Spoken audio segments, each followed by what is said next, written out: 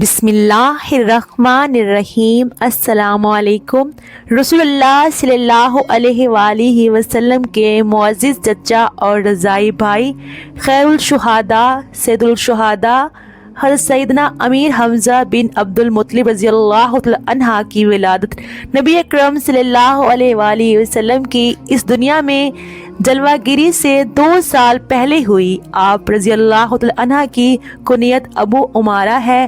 آپ رضی اللہ عنہ بہت حسین و جمیل تھے۔ خوبصورت پیشانی، درمیانہ قد، سریلا دبلا پتلا بدن، گول بازو، جبکہ کلائیاں چوڑی تھیں۔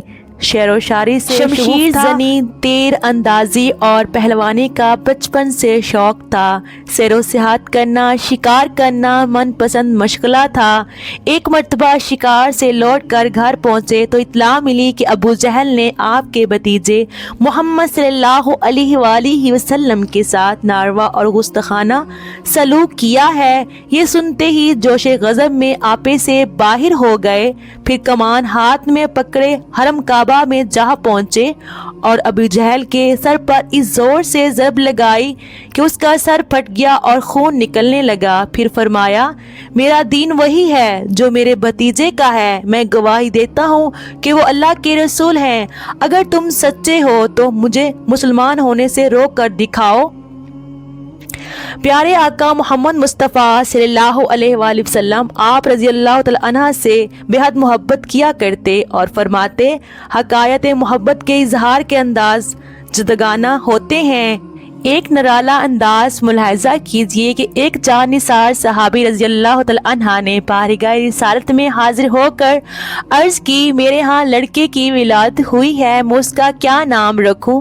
تو رحمت عالم صلی اللہ علیہ وآلہ وسلم نے فرمایا، لوگوں میں مجھے اپنے چچا حمزہ سے محبت ہے، لہٰذا انہی کے نام پر اپنے بچے کا نام رکھو۔ ایک مرتبہ آپ رضی اللہ تعالی عنہ نے بارگاہ رسالت میں درخواست کی کہ میں حضرت جبرائیل علیہ السلام کو اصلی صورت میں دیکھنا چاہتا ہوں۔ ارشاد ہوا، آپ دیکھنے کی طاقت نہیں رکھتے۔ آپ نے اصرار کیا تو نبی کریم صلی اللہ علیہ وآلہ وسلم نے ارشاد فرمایا، زمین پر بیٹھ جائیے۔ کچھ دیر بعد حضرت جبرائیل امین علیہ السلام حرم کعبہ میں نصب شدہ ایک لکڑی پر اترے تو سرور عالم صلی اللہ علیہ وآلہ وسلم نے ارشاد فرمایا، چچا جان نگاہ اٹھائیے اور دیکھیے۔ آپ نے جو ہی اپنی نگاہ اٹھائی تو دیکھا کہ حضرت جبرائیل علیہ السلام کے دونوں پاؤں سبز زبر جد کے ہیں۔ بس اتنا ہی دیکھ پائے اور تاب نہ لا کر بے ہوش ہو گئے۔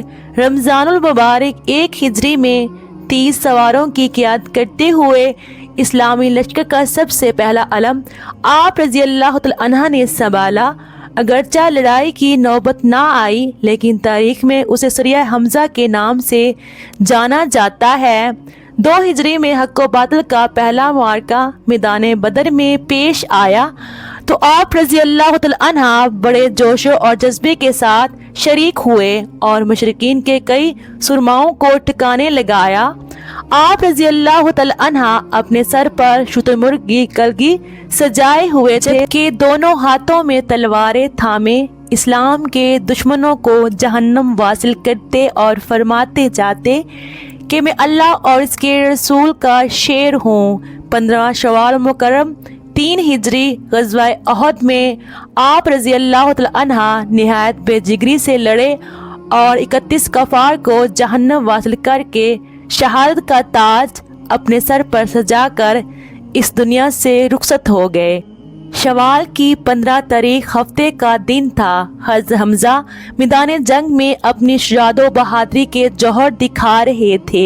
ایک کافر کو قتل کرنے کے بعد جب آگ کے پیٹ سے ذرا سرک گئی، وحشی نے نشانہ باندھ کر ایک چھوٹا نیزہ آپ کے پیٹ میں دے مارا جو کہ آر پار ہو گیا اور آپ شہید ہو گئے۔ جنگ بدر میں سیدنا حمزہ نے زبیر بن مطعم کے چچا کو ہلاک کیا تھا۔ وحشی حبشی زبیر کا غلام تھا۔ زبیر نے اس سے کہا تھا کہ اگر تم میرے چچا کے عوض محمد صلی اللہ علیہ وآلہ وسلم کے چچا کو قتل کر دو تو تم میری طرف سے آزاد ہو۔ اسی لالچ میں وحشی حبشی نے حضرت حمزہ کو شہید کر دیا۔ اللہ کی شان اس نے حبشی وحشی بعد میں اسلام لانے کی توفیق دے دی۔ حضرت حمزہ کو شہید کرنے کے بعد کافروں نے آپ کا پیٹ چاک کیا اور کلیجہ نکال لیا گیا۔ ہندو سوجا ابو سفیان نے کلیجے کو چبایا، نگلنے کی کوشش کی لیکن نگل نہ سکی، پھر اسے تھوک دیا۔ کافر عورتوں نے حضرت حمزہ کے اور دیگر شہداء کے کان ناک کاٹ کر انہیں لڑی میں پرو کر ان کے کڑے بازو بند اور بازیب بنائیں اور انہیں پہن کر مکہ میں داخل ہوئیں۔ جب نبی کریم صلی اللہ علیہ وآلہ وسلم نے حضرت حمزہ کے جسم کو دیکھا تو آپ صلی اللہ علیہ وآلہ وسلم رونے لگے۔ آپ کے کٹے ہوئے جسم کو دیکھ کر شدت غم سے آپ صلی اللہ علیہ وآلہ وسلم کی آواز بلند ہو گئی۔ پھر آپ صلی اللہ علیہ وآلہ وسلم نے ارشاد فرمایا، حمزہ سید الشہداء ہیں۔ نبی کریم صلی اللہ علیہ وآلہ وسلم حضرت حمزہ کے جسم کے پاس کھڑے تھے۔ آپ صلی اللہ علیہ وآلہ وسلم نے حضرت حمزہ کو مخاطب کرتے ہوئے فرمایا، اے چچا جان، اللہ تعالیٰ آپ پر رحم فرمائے۔ بلا شبہ آپ خوب صلہ رحمی کرنے والے اور کثرت سے نیکیاں کرنے والے تھے۔ محترم ناظرین، میری آج کی ویڈیو آپ کو کیسی لگی کمنٹ کر کے ضرور بتائیے گا۔ اگر میرے سے کوئی غلطی ہوئی ہو تو میری اصلاح کیجیے گا۔